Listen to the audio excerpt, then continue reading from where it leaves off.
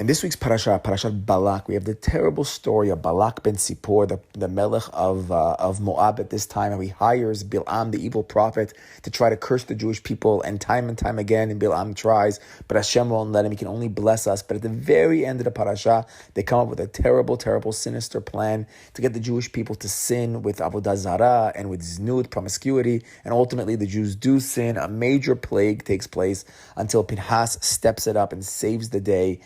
And that's the parasha. So I want to speak about some of the deeper parallels and deeper ideas behind the stories and the names of the people that are involved in the story. Okay, so let's start off at the very beginning. We have Balak ben Tzipor. So we have this guy named Balak, the son of Tzipor. We'll get into his name pretty soon. And he, it says, is the king of Moab. It says in the Torah, at this time. So Rashi comes along, says, what do you mean, like at this time? She says, originally, he wasn't supposed to be the king. You know, he was one of the princes of Midian, but because of the situation and the fear of the Jewish people in the desert right now, Moab hired him now to be in charge of the nation of Moab. But originally, we have this Balak ben Tzipor, who's a Midianite prince. Okay, fine. And he hires Bilam. It doesn't work. They can't curse. The Jewish people are too holy. But eventually, they come up with this plan. And this plan is, let's get them to sin with avodah zarah. But they realize that when it comes to avodah zarah, they're not going to get to that right away. The Jewish people believe in Hashem. They're not going to sin with idolatry. But if we can get them through znut first, that could be the ticket to get them to do avodah zarah, and it actually works. And the pasuk says, this is now the very end of the parasha. So it says the Jewish people, they came to this place Shittim, Vayahel ha'am liznot el benot Moab, and the people begin to commit znut with the daughters of Moab. And then from there, the Moabite women get them to sin with avodah zarah, with the sin of Baal Peor, and Hashem gets very angry. V'charaf Adonai b'Yisrael. Hashem gets very angry, and he tells Moshe Rabbeinu, take the leaders of these tribes and throw them in front of the sun so I can get my wrath against them. They say that this Malach HaMavet, the Gemara brings down that this evil angel comes out, and it's starting this major magefa, this major plague, and Jews are dying.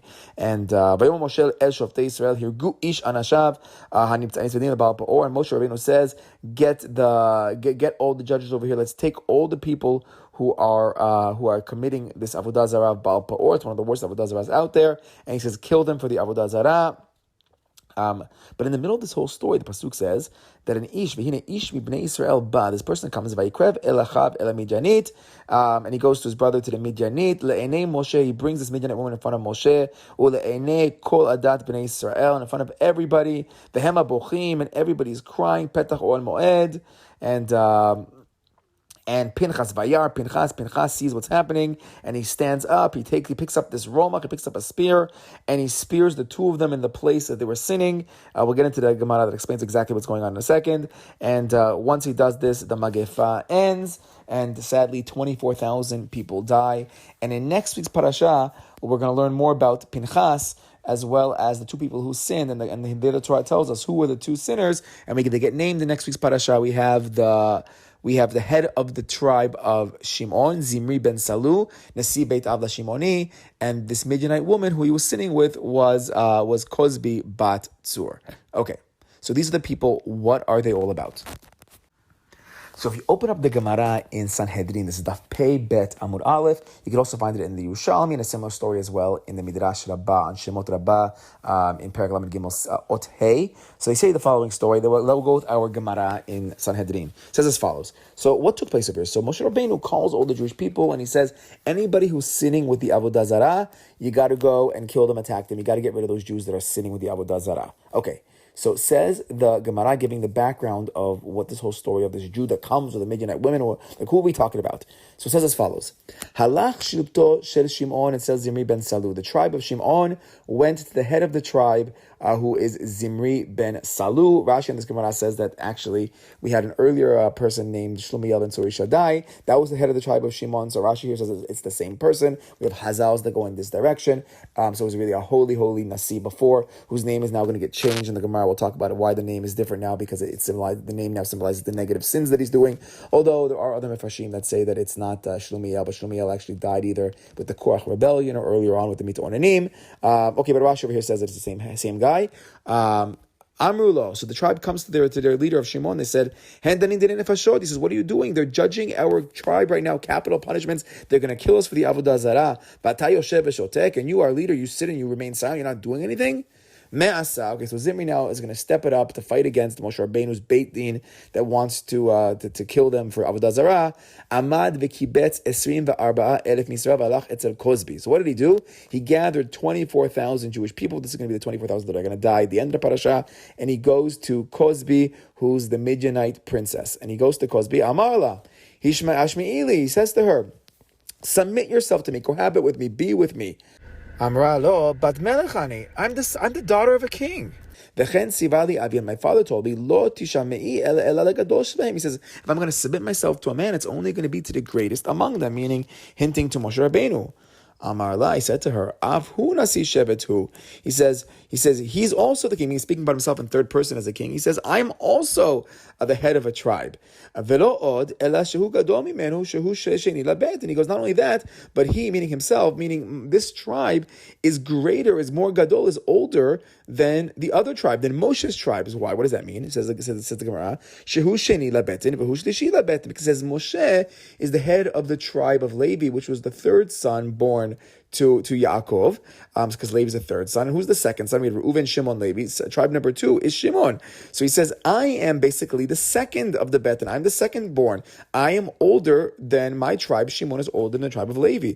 Therefore, I'm more respectable. You should be with me, sleep with me. So what did he do? Tifasa bibluri tiash. He grabbed her by her ponytail, by her hair, and Ve'ivia etzel Moshe, and he brings her in front of Moshe Rabbeinu. Okay, so now we have the story. This is what it says now in the pasuk, that he comes Ben Ahav, he comes to his brother. Like, there was a very weird word in the pasuk. So says the Gemara, he brings Zimri, takes Kosbi by the hair, brings her in front of Moshe Rabbeinu, and he says to Moshe, Amar lo Ben Amram, he says, son of Amram, Zu asara muteret. Is this woman, is she mutar or asur? Meaning this non-Jewish woman, am I permitted to be with her or forbidden to be with her?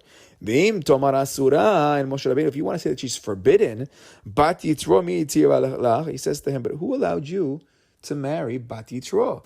We know that Moshe Rabbeinu's wife, the holy tzaddiket, the holy gioret, the holy convert, the holy tzaddiket Tzipora. Who's Tzipora? She's bat yitro. And who is bat yitro? But Yitro, who's Yitro? Yitro was a Midianite prince. He was one of the major Kohen. He was the major priest, the Kohen of Midian. So we have the daughter of Yitro, Tzipora.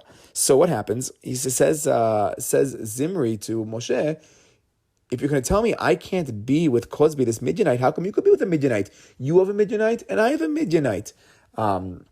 So Rashi here comes along and says, what's the really big difference? We'll get more into this in a second. He says the big difference is that Moshe married her before Matan Torah, when that thing was mutar, all the converts that come in before Matan Torah. But after Matan Torah, after we get the Torah, now everybody has to follow the proper process. You can't just marry Kosbi or be with Kosbi right now until she goes through a whole giur process. I saw other Mefashim say that Tzipora had gone through a full giur before earlier on, but Moshe did it halachically correct. But in this case, it's not halachically correct. But at this point, but this moment, it says, Moshe had escaped him a halacha. He didn't know what to do because it's a halacha that, of course, called Kanaim Pogim Bo, that a zealot is allowed to kill someone who's cohabiting with an idolatress, and he did not remember. It escaped him. He forgot. He didn't realize at this point, or he couldn't. Something was holding him back. Everyone starts to cry, and that's what the pasuk says, that they're bochim petach on moed, because they didn't know what to do. And I saw one pshat that, okay, did Moshe really forget the halacha? A lot of Mepharshim say that, but I saw another approach that says Moshe couldn't respond because ultimately, even if halachically he was right, and like Rashi said, it's before Matan Torah, she did a proper giur, or whatever the halachic details are making it okay, it still looks a little bit funny that Moshe Rabbeinu, his wife's origins are Midian, and this woman over here, Kosbi, is Midian as well, so he's a Midianite, so how could he fight back? He doesn't have the moral high ground, just because it does look a little bit funny, even if he dotted the I's and crossed all the T's halachically, it still doesn't look so well. But Vayar Pinchas ben Elazar, but comes along Pinchas ben Elazar and Ben Aaron Kohen. Pinchas sees what's happening, and he saw what happened. What does it mean he saw? So the Farshim say he saw what was going on, and he remembered the halacha, and that's when he takes the spear and he pierces them, and actually pierces them in the makom, the place where they were sleeping with each other, to show to everybody over here this was a sin, this is not allowed, and it was clear. Caught them in the act, literally, and he kills them and he saves the day. And I saw one of the Farshim says that even though Pinchas also comes eventually from Midian as well, because they also trace his lineage back through Aharon's wife, through Yitro as well, but he's already more further removed, and it's not him directly, or whatever the story is. But Pinchas steps it up and he saves the day. There's another idea of Vayar Pinchas. What did Pinchas see? So he saw either the Chilul Hashem, that's opinion number 2, such a terrible Chilul Hashem, he's going to step it up and be this great Kanai and save the day. Or opinion number 3 in the Gemara, he saw Rabbi Tzak Amar Rabbi Elazar, he saw this angel coming to destroy the Jewish people. Okay, so we have this great story of Pinchas saving the day. Now, I want to go back to this idea that Zimri, this head of the tribe of Shimon, what does he say? He says, "Oh, Moshe, well, you can't stop me. You're no better than me. You also are sleeping with a Midianite woman. So we're exactly the same. I'm with an Avodah Zarah lady. You're with an Avodah Zarah lady. Like what in the world is the difference over here? We are exactly the same morally. So you can't tell me that what I'm doing is not right." So I wanted to back it up now. Because I saw some cool ideas. If you go back to Parshat Shemot, when Moshe Rabbeinu marries Tzipora. Now, we've spoken in the past the praises of Tzipora, the daughter of Yitro, how holy she was, how in certain senses she completes Moshe Rabbeinu. Moshe Rabbeinu, who had trouble speaking, he said he was not an Ish Devarim, and he was Arel Sefatayim. He had a hard time talking and expressing himself. And ultimately, Hashem at one point gets angry at him for saying that. He says, "I put the peh in man's mouth." And this week's parasha, we spoke in previous years about the peh of the aton, the peh of the donkey of Bilam's donkey, speaking here as well. That ultimately Hashem is really making a clear statement when you want to go against Moshe, or you want to be a different kind of Navi that's against Moshe. Ultimately, Hashem is in charge of the mouth. But we said that Moshe had his issues with the mouth, but his wife Tzipora is the language of a bird. A bird is known for the cheeping and the chirping. We know by the sin of Tzarat, and there's actually more deeper ideas beyond the scope of this relating Tzipora to Tzarat in certain kind of ways, and the whole story of Miriam and speaking out against Moshe with Tzipora. But we have Tzipora is the bird who cheeps, and after Tzarat, somebody gets that disease. It says the Gemara over there says that you have to bring birds. The Torah says you have to bring birds for a tshuva, and the Gemara explains why birds, because birds cheep. They're always speaking. They're always chirping out there. So there's a concept of a voice, the call of the Tzipor that's calling out. So Tzipor in a certain way is going to complete Moshe Rabbeinu, where when he needs the speech, when he needs the singing, when he needs the shira, when he needs the song. So that's going to be the koch of Tzipora. But if we back it up to an earlier story in Shemot, we actually have a much bigger story of where Tzipora saves the day and actually saves Moshe Rabbeinu's life. Now, it's the very cryptic story that we've spoken about a couple times, tried to give a couple of explanations about what's taking place, but it's a very short story in Sefer Shemot. After Hashem speaks to Moshe Rabbeinu at the burning bush, he tells Moshe Rabbeinu, go back to the land of Egypt and save the Jewish people. So Moshe wakes up early, gets his family, and they start to travel. And the pasuk says, Vayhi baderech b'malon, and they were on their way, and they stopped at the hotel, at the lodging for the night. Vayifkasheu Adonai vayvakesh hamito, and God encounters him and tries to kill him. Why? Vatikach Tzipora Tzur, and Tzipora sees what's happening. She takes a tzor, she takes a rock, Vatichrot et orlat bena, and she does a circumcision on her son and saves the day, basically. And then eventually she looks and she says, "Oh, chatan damim lamulot," and she says that my husband's bloodshed was because of circumcision. Okay, that's the story. The Midrash says that this Malach HaMavet came on and was swallowing Moshe Rabbeinu from head to toe on each side up into the area of the Brit Milah, and that's how Tzipora realized that, oh my God, the issue was my husband had not done a Brit Milah on our son, and so she does it herself with the rock, and then Yishtabach Shemol Ad, she saves the day, and awesomeness, and Moshe Rabbeinu is saved with her Brit Milah. Okay, so what is the story all about? So we gave a bunch of interpretations last time about what went wrong over here. Like, why does he dilly-dally? Why is he not doing a Brit Milah? According to the standard interpretation, he thought that I'm so busy doing the mitzvah to go save the Jewish people that he didn't have time for his own son right now.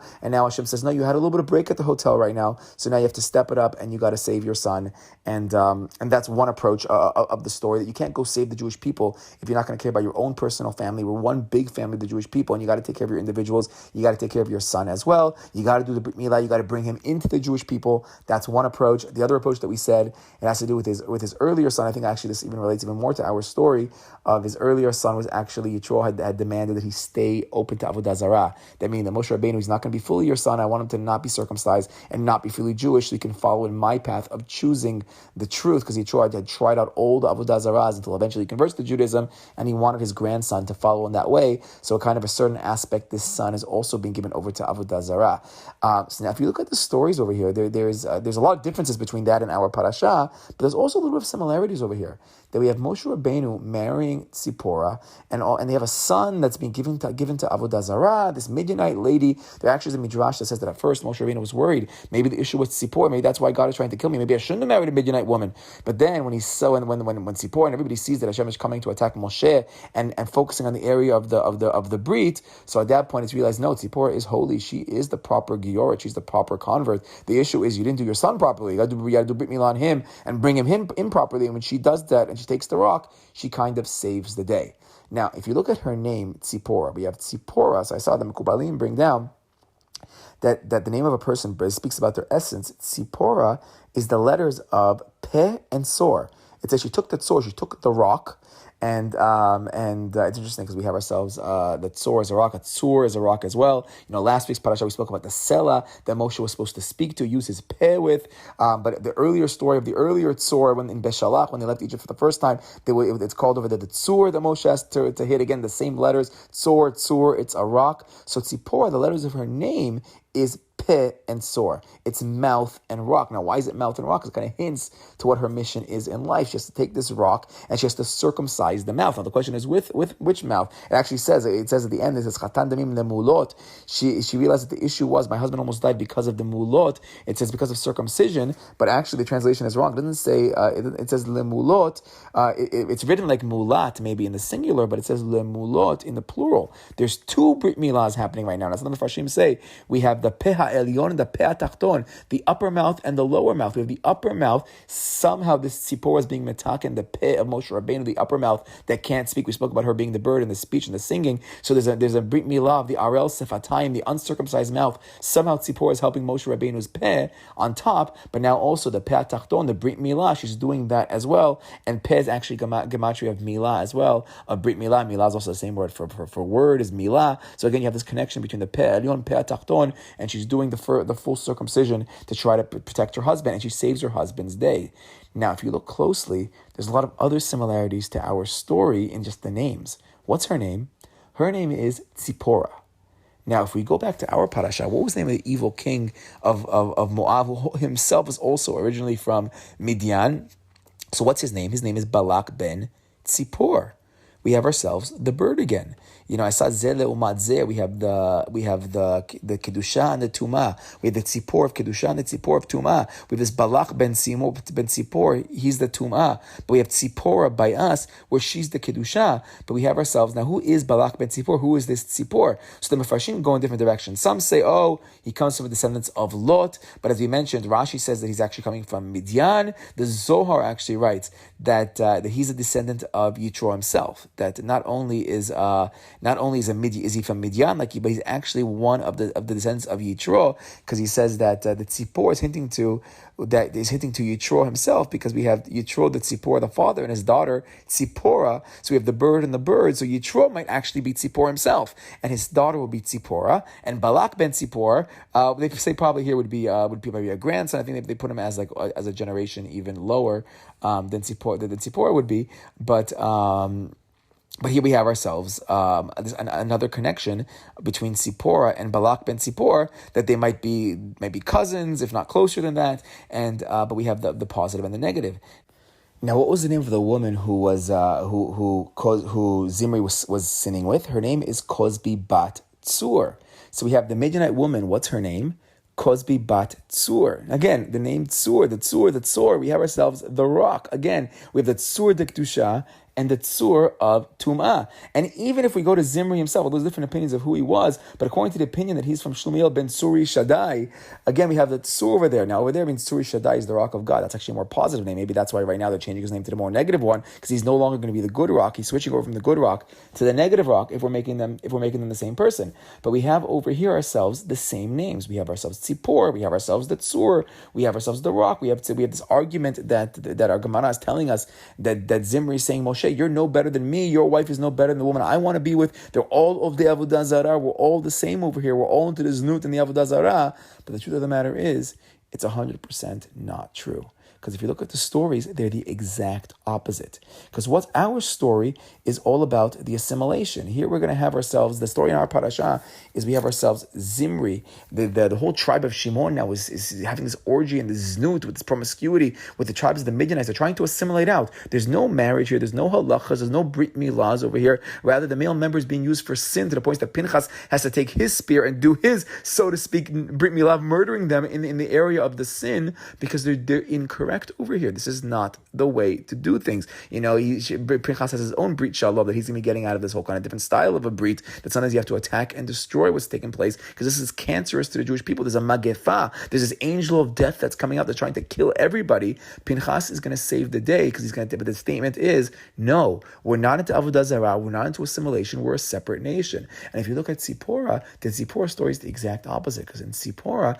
we have the holy bird, we have the holy rock, where what she's doing is she's saying, okay, my son, whether it's the first or the second son, whichever version you go with, I'm going to be converting him. I'm going to be doing a brit milah, so he enters into the brit of being part of the Jewish people. So there is separation between where he came from and my family in Midian and my father Yitro and the Jewish people, because now we're going to enter it properly, halachically, and do it in a fashion of kedusha. So we see two stories of Midianite women joining the Jewish people, and a Malach HaMavet coming in both cases, ready to start, may make a big balagan. But in the case of the first story of Moshe Rabbeinu, Tzipora steps it up, circumcises her son, enters into the Jewish people, and says, we're going to be separate, and we're going to join these people, as opposed to our parasha, where the exact opposite happens, where they're trying to make this total openness and assimilation. And ultimately, there the Magefa does win until Pinchas takes his romach, and he saves the day in a very different fashion. Shabbat Shalom.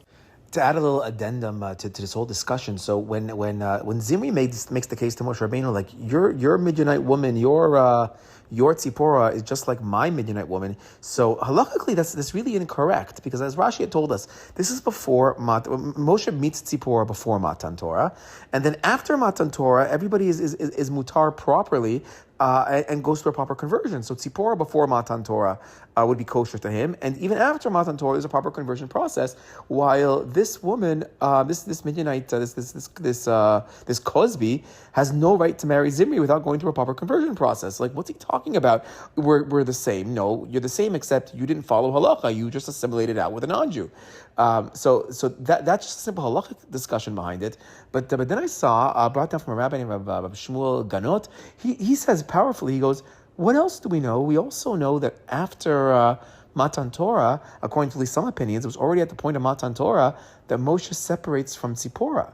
So not only is there no halachic debate because of the whole before Matan Torah and the whole proper conversion, according to the opinions based on the Midrashim that Moshe separated from Tzipora, he's not with Tzipora. Meaning post halacha, post Matan Torah, Moshe is not even married. He stayed separate to be with the Kadosh Baruch Hu. So like even in Mitziut, even in reality, what in the world is Zimri talking about? Moshe is not married to Tzipora at this point right now. They're totally separated. So there's no halachic problem whatsoever. So he left it as a tzarich. I was thinking maybe we can say that this is part of the absurdity. When people are making a terrible, when people are making terrible criminal cases, it doesn't make any sense. It doesn't make any sense halakhically. It doesn't make any sense in reality itself. So that's a little addendum to the actual argument. Another idea I was thinking of, if we fast forward to the next parsha, the Parshat Pinchas. So I just thought the words were interesting when Hashem speaks to Pinchas, waged the war against them. So the language over there is Tzaror et hamidyanim v'kitem otam kitzorerim hem. And this language of sorority midyanim, which literally means like go harass them, go smite them, go attack them, go destroy them. But the language of tzaror also sounds like tzor, like a double tzor, and it says vehikitem, which reminds us of Moshe Rabbeinu that he was makeh the tzur. So we have also this language, even in destroying them, is also a similar language of the tzur, and the hikitem. I think we have another connection in next week's parasha. Shabbat shalom.